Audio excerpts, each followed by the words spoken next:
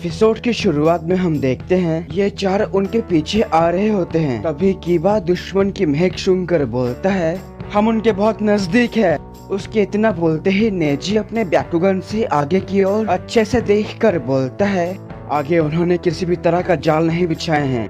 मुझे लगता है उन्होंने हमें बहुत कम समझा। वो सोच रहे हैं कि हम सब मर चुके होंगे अब तक और वो मोटा उनके पीछे आ रहा होगा। तो वैसे भी वो अपने साथी के लिए तो जाल नहीं बिछाएंगे। मतलब उन गधों को हम बहुत कमजोर लगते हैं। शिकमारू, वैसे तुम्हारा अनुमान बहुत सही है। तो अब समय आ गया है उन्हें चौंकाने का। उसके कुछ समय बाद इन चारों के ठीक आगे जिरोबो अभी तक न आने की वजह से इन तीनों को बहुत अजीब लगता है। पता नहीं वो मोटा कहाँ मर गया। साकोन के इतना बोलते ही जिरोबो ठीक उनके पीछे पहुंच जाता है। But how is it possible? तो उसे देखकर साकोन बोलता है, तुमने काफी समय लगा दी, ऐसा क्या हुआ था? माफ करना, दरअसल उनका चाकरा सोखने में थोड़ा समय लग गया।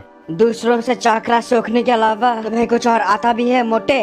वैसे अगर आप अच्छे से देखोगे तो किडोमारू उस डब्बे को पकड़ रखा है जिसके अंदर सास्के है। तो इसीलिए जिरोबो उसे बोलता है, कीडोमारू, तुम बहुत समय से डब्बे को पकड़ कर रखे हो, लाओ मुझे दो। उन तीनों को जिरोबो का बर्ताव देखकर बहुत अजीब लगता है। तभी वो तीनों अचानक से एक जगह पर रुककर उनमें से किडोमारू से बोलता है, क्या हुआ जिरोबो, तुम थोड़ा अजीब बर्ताव कर रहे हो। तुम्हारा मतलब क्या है?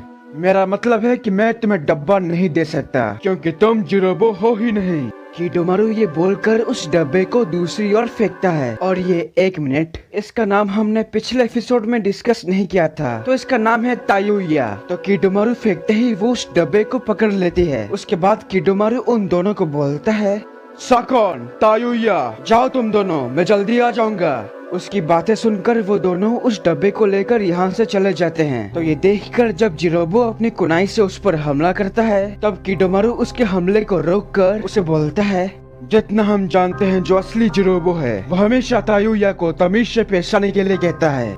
ये सुनने के बाद वो नकली जिरोबो अपनी असली रूप में आता है। तो जैसा कि आप सब ने पहले देखा था, इन तीनों ने उनके लिए कोई जाल नहीं बिछाए थे, तो इसीलिए ये तीनों उनके पास जल्दी पहुंच गए। तो शिकमारू अपनी असली रूप में आकर बोलता है, मुझे लगा नहीं था कि मैं इतनी जल्दी पकड़ा जाऊंगा। तभी किडोमारू अपने मुंह से मकड़ी का जाल निकालकर शिकमारू को एक पेड़ से चिपका देता है। लेकिन उसी वक्त नारुतो अपने 5 शैडो क्लोन के साथ किडोमारू पर ऊपर से हमला करता है, पर वो दोबारा अपने मुंह से एक बड़ा सा जाल निकालकर नारुतो और उसके 5 शैडो क्लोन के ऊपर फेंकता है, जिससे वो सब इसके जाल में आसानी से फंस जाते हैं। पर तभी किडोमारू के पीछे से कीबा और अकामारू दोनों तेजी से घूरते हुए उससे टकराने की कोशिश करते हैं, पर किडोमारू आसानी से इन दोनों को डॉज कर लेता है। उसी वक्त कीबा और अकामारू 2 डालियों के ऊपर कूद के खुद को संभालते हैं, लेकिन किडोमारू उनके उस हमले से बचकर एक जगह पे उल्टा लटका हुआ है। तब कीबा उसे बोलता है, चाहे कुछ भी कर ले तुम हमसे बच नहीं सकते।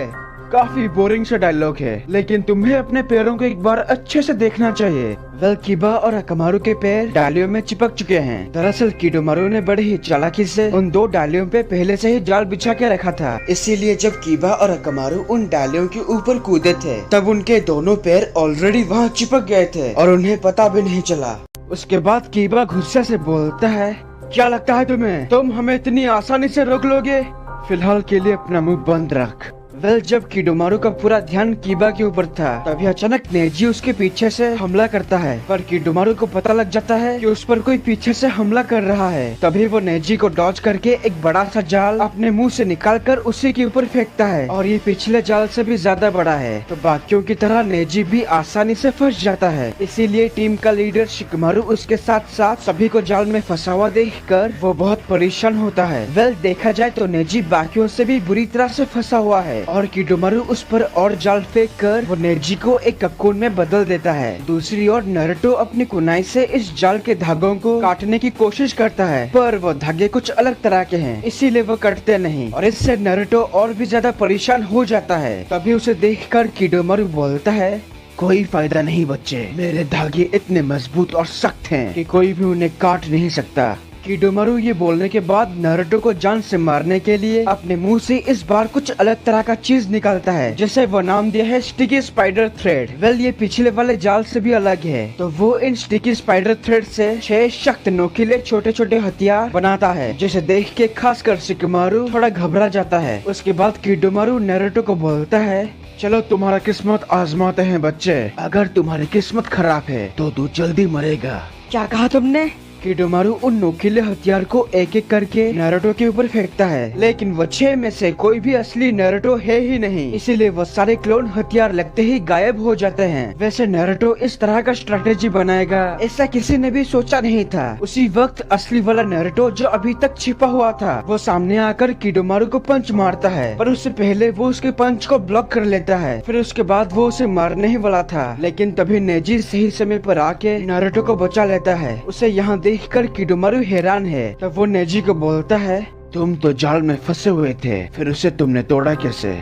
ये मेरे लिए आसान है, क्योंकि तुम्हारे जाल की हर एक धागे के अंदर चाकरा फ्लो हो रहा था, जैसे मैंने अपने बैकुगन आँखों से देख लिया। और शायद तुम मुझे जानते नहीं, चाकरा फ्लो होने से रोकना मेरे लिए बाएं हाथ का खेल है। सिर्फ नेजी ही इसके जाल को तोड़ सकता है, तो उसी की मदद से शिकमारू और कीबा जाल से आजाद हो जाते हैं। और ये होने के बाद वो चारों उसके सामने एक जगह पर इकट्ठा होते हैं। तो वहाँ नेजी उन तीनों को बोलता है, दोस्तों तुम सब जाओ यहाँ से, इस कीड़े को मैं संभालता हूँ। हाँ, वैसे और कोई रास्ता भी नहीं है, और अभी तक चोजी भी नहीं आया है। नेजी, क्या तुम इस बंदे को हरा पाओगे? ये उस मोटे से भी ज्यादा खतरनाक लग रहा है। नारुतो, कभी कभार तुम्हारी आंखें मुझसे भी बेहतर बन जाती है। बस याद रखो, सास्के उस काले अंधेरे की दुनिया में जा चुका है और हमें किसी भी तरह उसे उस दुनिया से बाहर निकालना है। अब और समय मत गवाओ, जाओ यहाँ से जल्दी। ठीक है, तो फिर चलो। और नेजी, तुम जल्दी आना। जरूर। हाँ बिल्कुल, चोजी की तरह देरी मत करना।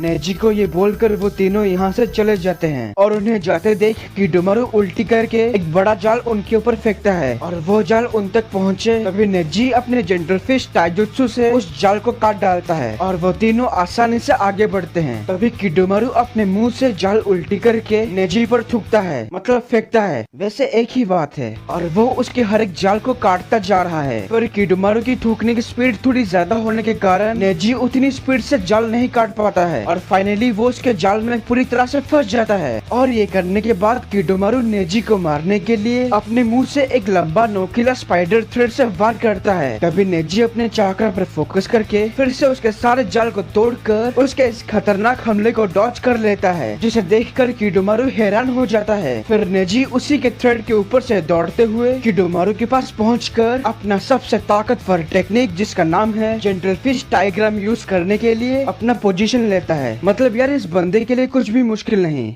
और यहीं पर इस एपिसोड की एक्सप्लेनेशन खत्म होती है। अगर आपको ये वीडियो अच्छा लगा तो प्लीज लाइक और कमेंट कीजिए, और अगर आप मेरे चैनल पर नए हो तो इसे सब्सक्राइब करने के साथ उस बेल आइकॉन को भी दबा ही दो। तब तक के लिए खुश रहना। मैं मिलूंगा आपसे अगले वीडियो में। पीस।